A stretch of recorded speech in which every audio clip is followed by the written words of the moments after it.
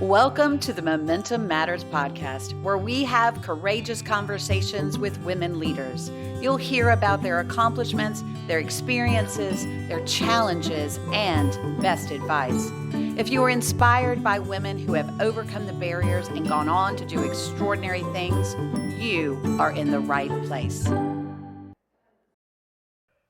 I am so excited about Momentum Matters podcast and to have this opportunity to sit with the Andrea McCaskey. Let me tell you why I say that. Because Andrea, I want to start off. I want to have a real conversation. I think it's so important for our listeners to understand why this episode is so important, first of all, to me.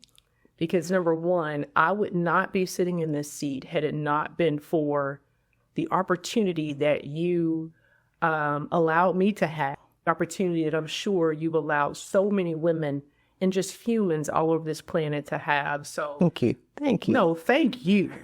I wanted to just start off by saying that and just laying the foundation for the fact that you are an exceptional leader. Thank you. And you truly lead with excellence and integrity. And I'm just grateful that you decided to be my guest on the Momentum Matters podcast. So this is my first podcast, so I'm excited. Well, let's have fun together. All right. When I thought about you coming on and being my guest, immediately I thought about the topic being defining your legacy. Okay. And the reason why I picked that is because I truly believe and understand that legacy is not about when you're gone. It's about what we're writing while we're living. And so I want to start there with, you worked in corporate, nonprofit. I mean, from regions to AmSouth to being the president of the junior league to being on several boards. But my first question is, what did you want to be when you grew up? I want to take it back. That's interesting. That is interesting. The only thing that I can remember wanting to be when I grew up was a wife and a mother. Wow. Yeah. The rest of it just sort of came. I was probably better at the other than I was at being a wife, than I am at being a wife and a mother, but that was really what my dream was. Wow. And you are living out that dream. Yeah. Because you are a wife. I am. 33 years, September 5th. And you are a mother. Yes, I am. You got both of them. I did. Yeah. The dream. I am. Well, that's incredible. And beyond that, did you see or visualize anything else that you saw as a child that you said, I want to do this? Growing up in my family, we were expected to do certain things. Go to college and graduate, get a good job, not just a job, but get a good job, get married, and have kids. Okay. And, my mother was an educator. My father was an educator. Most of my aunts and uncles and cousins either are or were educators. And so no one in my immediate family, nor really in the families of my friends, were in any other profession other than maybe medicine, nursing. And I knew that wasn't going to be me. And fortunately, I was selected to be a part of Inroads in Nashville and got a chance to interview for a computer science position, decided that wasn't going to work, and an engineering position. And we're talking 1979, 1980. So this was long before technology had advanced to the point it is now. Right. And both of those at that time seemed to be pretty solitary kinds of positions. Okay. Or you were in a room with very few windows with a whole bunch of men, old white men at that. And that just wasn't exciting to me at all. Fortunately, I had an opportunity to interview for an internship at a bank, and that they hired me, and I worked for them for those 4 summers and went to work for them once I graduated from college and just kind of took off from there. That's incredible. I heard you say that the majority of your family is in education. Correct. And so that's interesting because that's really you have done most of your life. Most of your career is education. It really is. I can remember being in the 9th grade at John Trotwood Moore Junior High School in Nashville, Tennessee. And we had a substitute teacher. And the students in that class treated that woman so poorly. I decided there's no way in the world that I'm going to be a teacher. And I like to consider myself a facilitator, not a teacher. Well, you are that indeed. Oh, That's thank why you. It is a joy. I want to move into that because though you're not in a classroom per se, you've been educating along the way in so many different capacities, not just math or science or, the studies in that way, but Sure. You've been educating women, humanity, about life. So that leads me to, you were the statewide director for Momentum Leaders, and you've done a lot of work in creating spaces for women leaders. Tell me a little bit about what drew you to the passion of the work. Again, I know it's education, but what was the draw when you took the job for Momentum Leaders?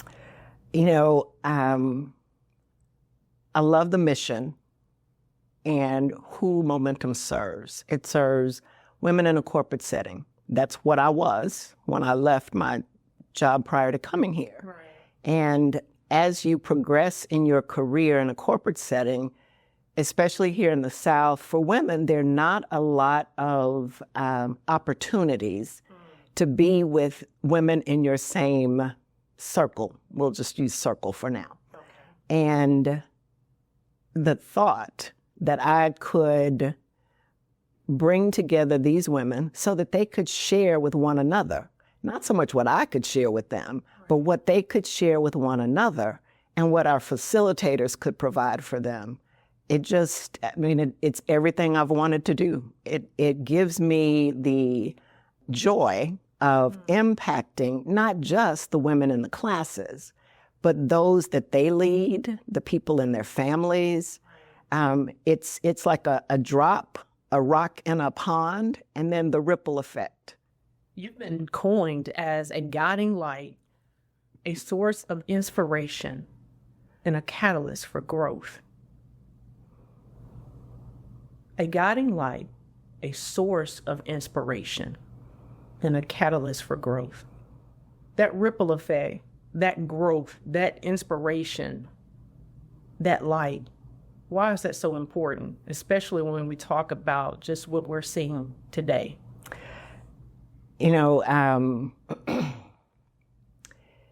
This has been a pretty heavy week for me and for many people I know in terms of close family members of friends dying at relatively young ages. And, given what we often consider the divide in our country or areas of division, it can be easy to just lose all hope, just be hopeless, just not believe in the good in other people. And I think if we lose that, then we've lost everything. At least that's my opinion. And so anything I can do to bring hope, to shine some light, and to help other people know that they can do the same, that's a win. And what I'm hearing you say is, in spite anything we may face, that there is still light. Always. That's powerful. Always. And I'll say, I have experienced times when I did not know that there was hope or did not feel, I'm sure I knew it in my heart, but just didn't feel it. When my mother died in 2021 for several years, I struggled with seeing the light, with knowing that there was more. And fortunately, I was able to kind of pull myself out of that. But everyone struggles with that at some point, I think. And just the opportunity to say, someone was always there for me. Whether it was somebody in this office here at Momentum when I worked here, or friends or family, someone was always there. That's so powerful. I think about the fact that sometimes we struggle with seeing the light, but more importantly, we struggle with being the light. Mm. And so the question for you is, because we are called to be the light. Absolutely. And so you have inspired so many women, including myself, to see the light that we carry. And I want to know if you would share with us, where do you pull from that inspiration of encouraging other women and men to know that they are light? Interesting question. I think my faith certainly would be number one. And honestly, I've struggled in my faith, not so much with my faith, maybe more with my religion, if that's a word I can use there. In terms of, I was raised as a Christian, and, we are called to be light. And I'm struggling with people who consider themselves Christian right now. Just because I'm not seeing us show the kind of love toward one another, and sometimes even to ourselves, that I think we're supposed to, that we can, and we have to. We have to show love. And so my faith is one place that I draw it from, and then several different authors and pastors and friends, quite honestly. You, for one. Oh my God. Well, I appreciate that, but I'm just grateful for the fact that I believe and I know that the timing was divine timing and alignment when you and I met. And so I don't take it for granted at all. Which leads me to my next question. I believe that there is power in a pivot. Okay. And I read where when COVID happened, I'm sure we all remember COVID in 2020, you were able to see and visualize a pivot that we could still facilitate and move the mission of Momentum and advancing leaders by doing virtual training. I want to talk about, where is the mindset? Where does that come, that power in the pivot to say, although we can't do it this way, there is always another way of doing it. Mm-hmm. How does that happen? I agree with your statement. There's always another way. I think we oftentimes get stuck in it's either this way or that way. Yes, no, right, wrong, black, white. And there's often a third way, a third color, another answer. Yeah. And we don't oftentimes stop, take a breath, and just think, see what else is out there. What are other people doing? Right. How are other people continuing to deliver the work that they do? And once you stop, take a breath, and look around, the answers usually come. That's powerful, Andrea. You led me right into you segued me right into where I was going next, because you said to pause and take a breath. Mm-hmm. In all of the sessions that we do with Momentum leaders, it has been very instrumental and very intentional that we've cultivated a space where women can pause to take a breath. Absolutely. To just breathe. Right. Why does that still continue today, you believe? And why is it so important to just breathe? I know you just spoke to that, but just if you could expound on that pause to take a breath, why it's so important. When I was with Momentum, opened up every single session with a few minutes of just mindfulness, of breathing, stopping, closing your eyes if you're comfortable, and just breathing. Yeah. Because most women are doing 50, 11 dozen different things, and they're coming in to an 8 o'clock session on 2 wheels and dropping the kids off, making sure somebody at the office is doing what needs to be done. What are we going to have for dinner when we get home? Who's taking little Johnny to basketball practice? Right. And so there's so many things going on. And if you take just a few minutes to settle in and see what your body's telling you, then you can proceed in a much more calm fashion, in a much more intentional fashion, and I think accomplish even more. That's so good.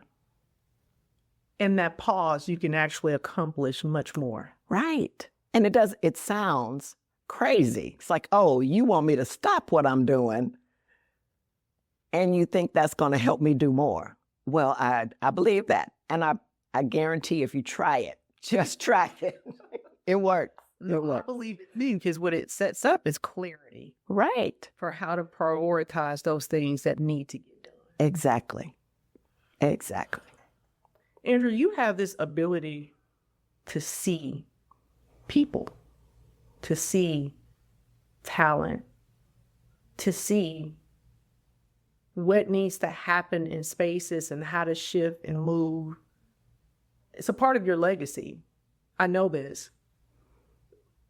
When you're in those spaces, and I know you're still in those spaces, what is it that, in your lens, what do you see in other women when you say, she's got it? She's in her flow. I think it is, I'd like to say I can see their aura, but I can't. But what you can feel is their spirit. What I can feel, let's go with what I can see.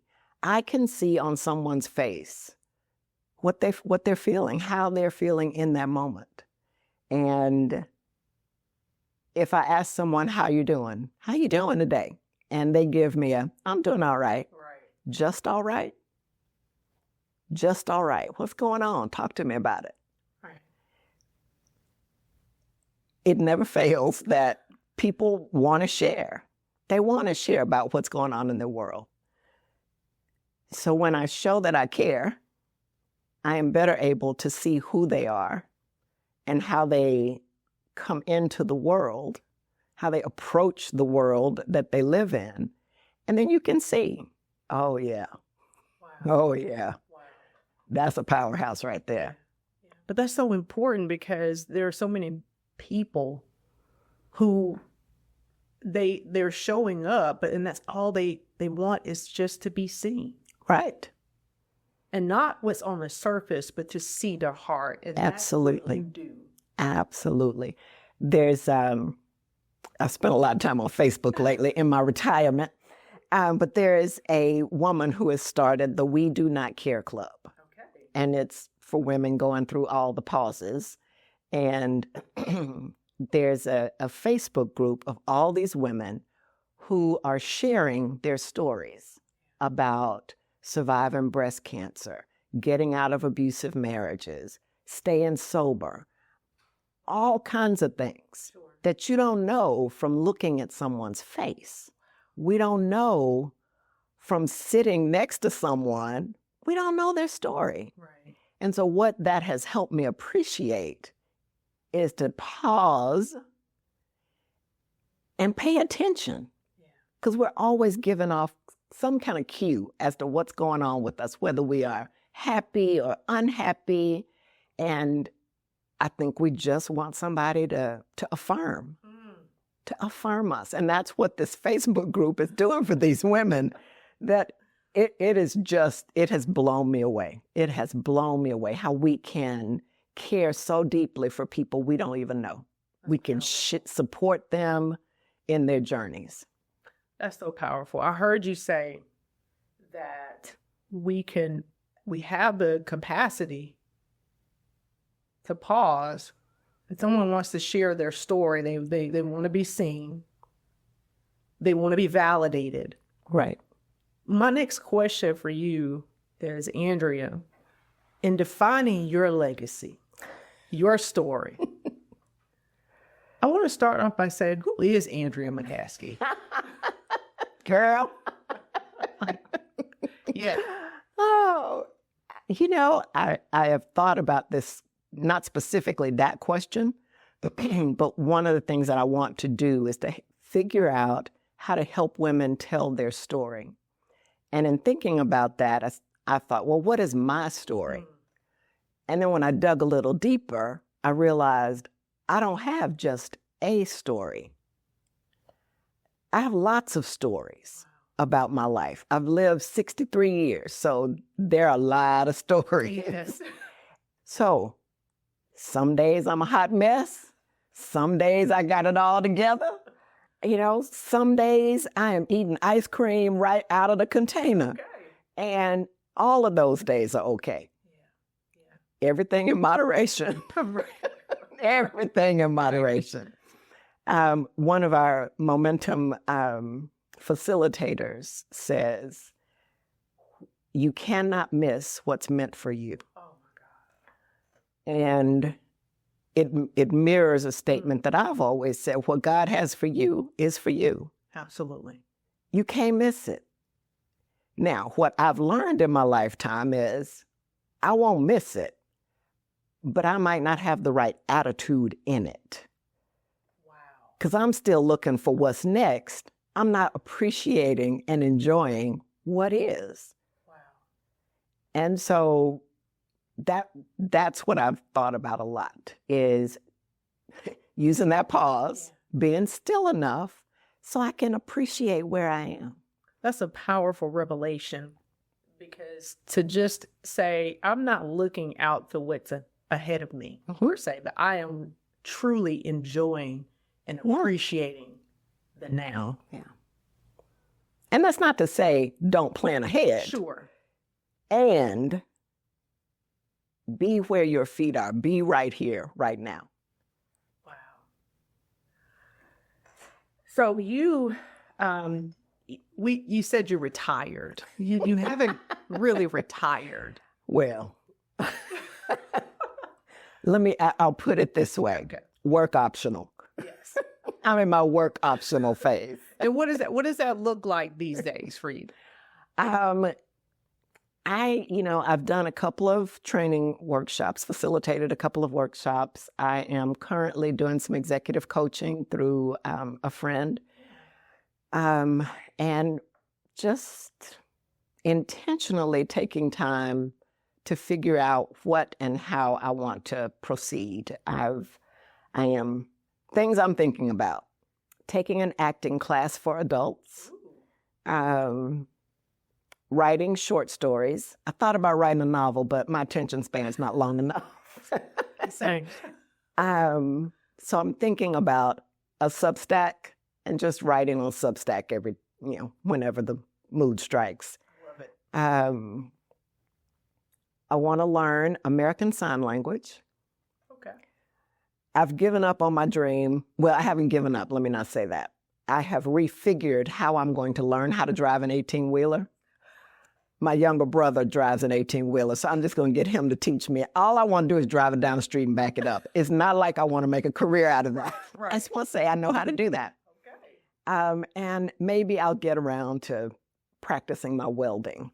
But I thought I saw golf on there somewhere too. Maybe. Okay. I've got clubs. We'll see how it goes. How it goes. I love that. Well, I do have one more question before I ask you 3 final questions. Okay. You said to me back in 2024, and I want to bring this question up to you. You said, what do you do when you get everything that you want?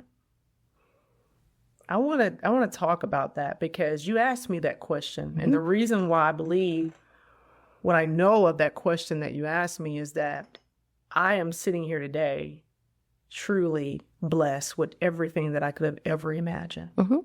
And what do you do when you get everything that you want? Yeah. So now I return the question to you. Sometimes your own words, they come back to get you. My first thought on that is to dream a bigger dream. I recently had a significant health challenge that could have ended my life, quite frankly, and did not. And while I didn't have an epiphany around it, what it did make me think about is none of us know how much time we have left. Right. And so I want to make the most of whatever days I have left. Some days that might be sleeping till 10 o'clock. I'm not saying fill up all my days. Sure. I want to be intentional about how I continue to do the kind of things that I got to do at Momentum, continue that ripple effect. Right. I don't know exactly what that looks like yet. I am fortunate that I have the time and the space to see what comes. It sounds to me like you are truly focused on your legacy. Because again, legacy is not about once we transition, it's about what we're writing today. Right. So 3 questions or 3 words I want to throw at you, and you just tell me your thoughts around them. Okay. When you hear the word leadership. What comes to mind today when I hear the word leadership is someone who is smart enough and intelligent enough, because those are 2 different things, to surround themselves with people who have skills they don't possess. Oh, that's so good. A leader is not ever supposed to know everything, but they need to have people around them that know what they don't know. Right. So it moves the team, moves the organization, moves the entity forward. That's so good. Influence. Influence. I think about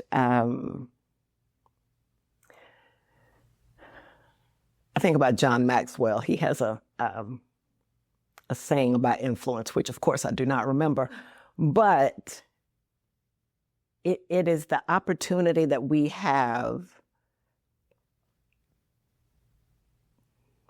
I want to say, to change someone else's life. Wow. Hopefully for the better. But all of us have influence in some way. Everyone does. Right. And using it for good is not much better than that. I agree. I absolutely agree. I see your shirt and it says, we are stronger, we are smarter, stronger, and better together. Right. Defining your legacy and knowing that we are smarter, stronger, and better together. How do we live that out? How do you see that we live this out and defining your legacy and what you will leave when you're long gone? How does this come? How does this manifest? Mm-hmm.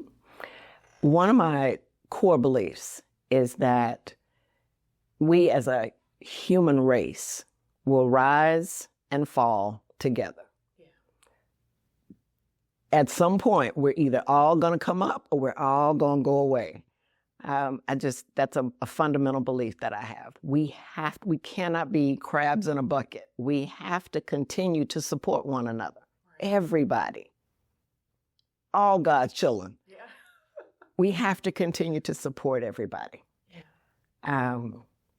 And I just look for ways to help us connect, to bring people together.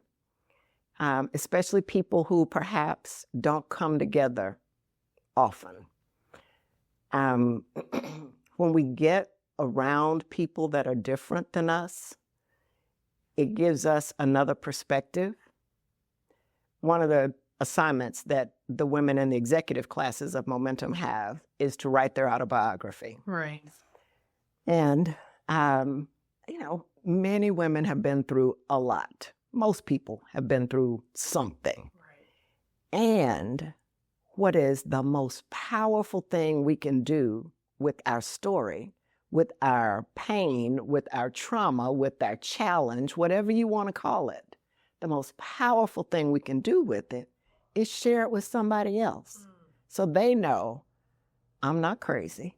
I'm not the only one. Raven went through something and she came out on the other side. Let me see how she did it.